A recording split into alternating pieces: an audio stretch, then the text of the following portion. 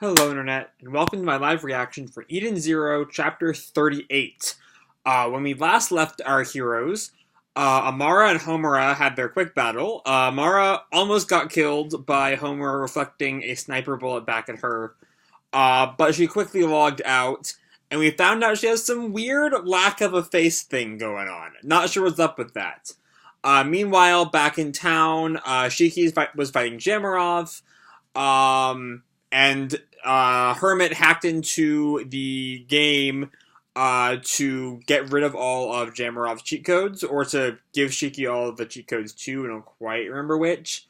No, she gave Shiki like super strength and stuff. Yeah, and got rid of Jamilov's invincibility thing.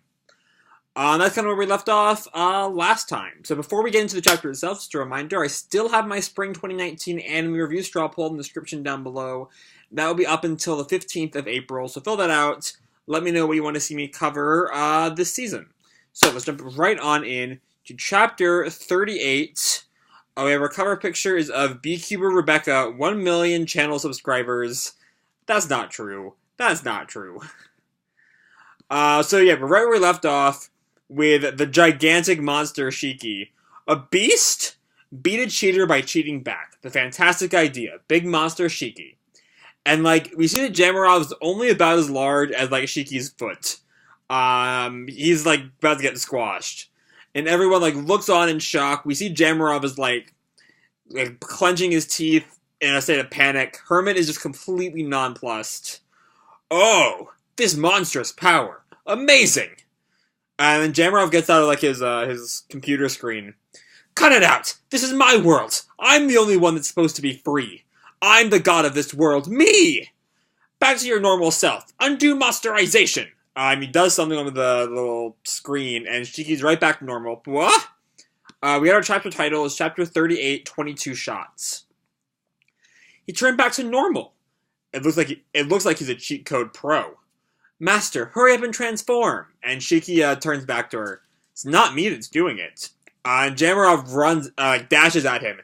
Eat this! We cut back to Hermit, who is messing around with the cheat codes. No use.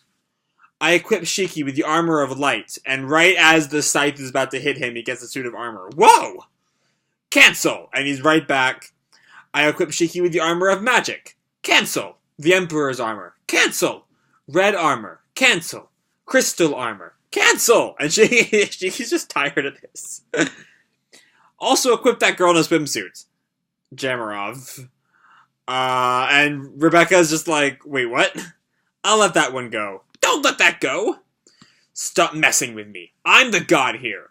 There's no way there's someone as skilled as me in programming. There's no way! If it comes to this, I'll use the final code. And we see the town starts to, like, disintegrate into data. Like, everything around them, even the ground, they're now just, like, kind of a blank space as all the data, like, rises above them. What's going on? The buildings, even the ground. Everyone look! And Pino points them. Oh, even the townspeople are turning into, like, data. It's the little girl who's, like, crying as she watches her body, like, fade away. Mommy, I'm scared! What's going on?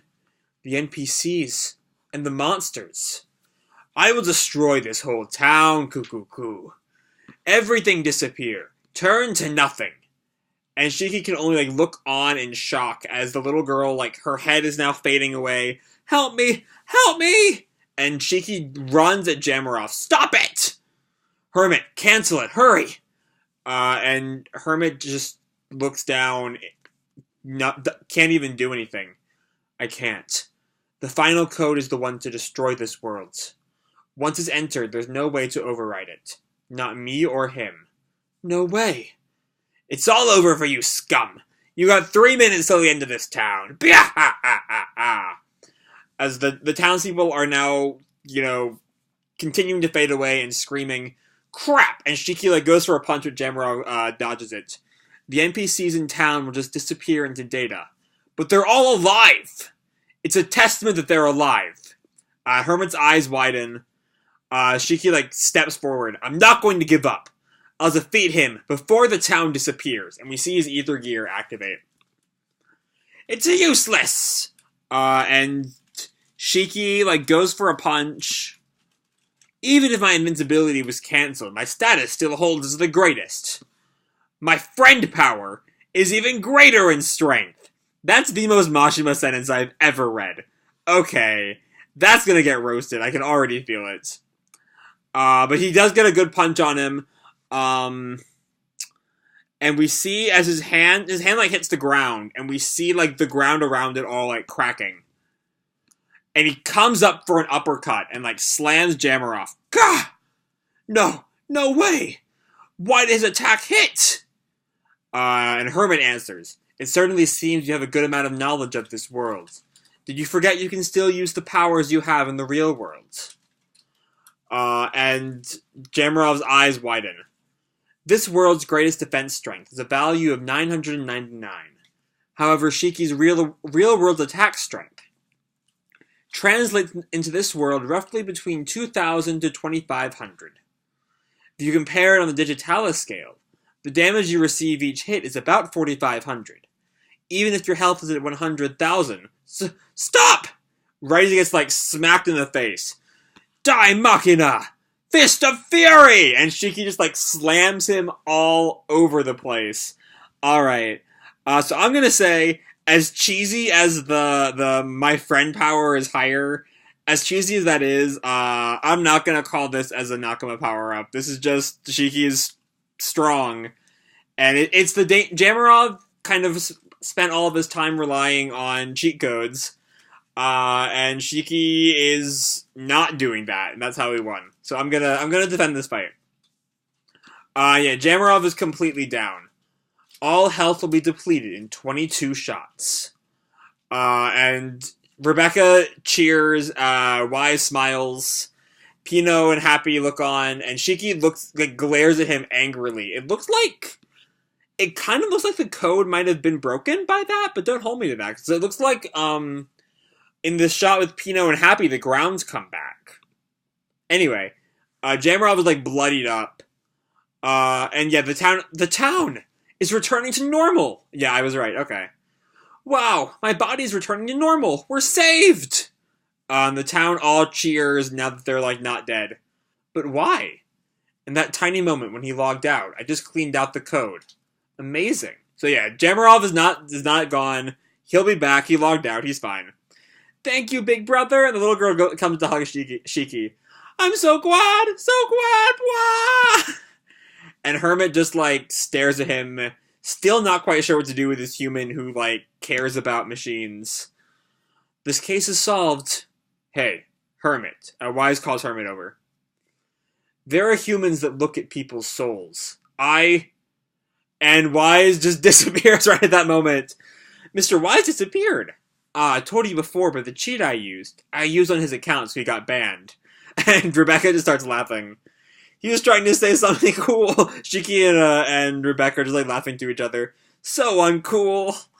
And right as they're all cheering, Homura walks up, or arrives back in town, with the troll monster, who is still alive! Hey, he's got a bunch of arrows all in him, but he's still kicking. That's a beautiful kimono. I'm getting hit on by a weird monster. I'll just act like nothing happened. Hermit. And Shiki turns to Hermit. Let's go home. To Eden Zero. The battle is ended. What's left is lighting Hermit's dark soul. To be continued, chapter 39, The Genius Hacker Spider.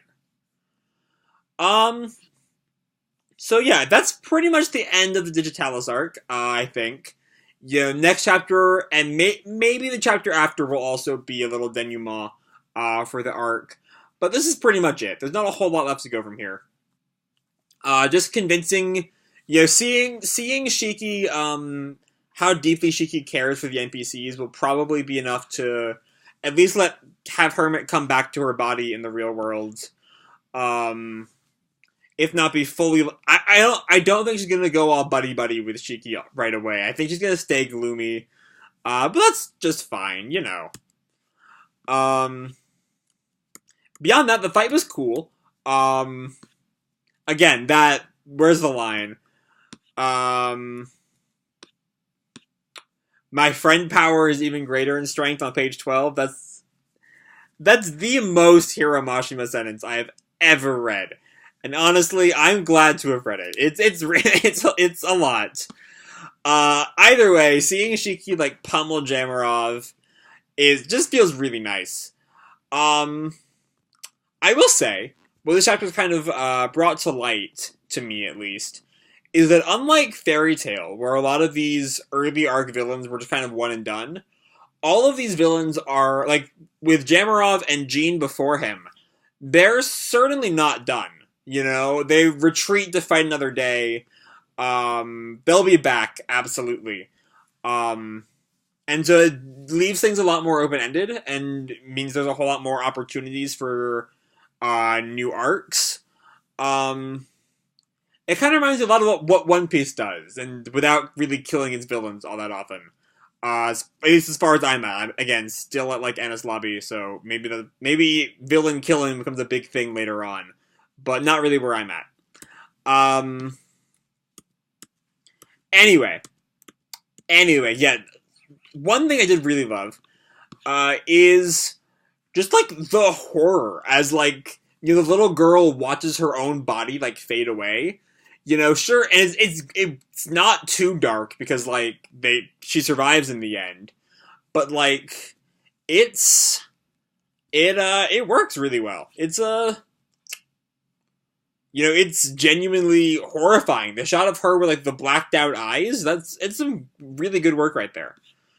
Beyond that, yeah, Jamarov is down for now. He'll be back eventually, I imagine, whenever we start worrying about Draken himself, I guess.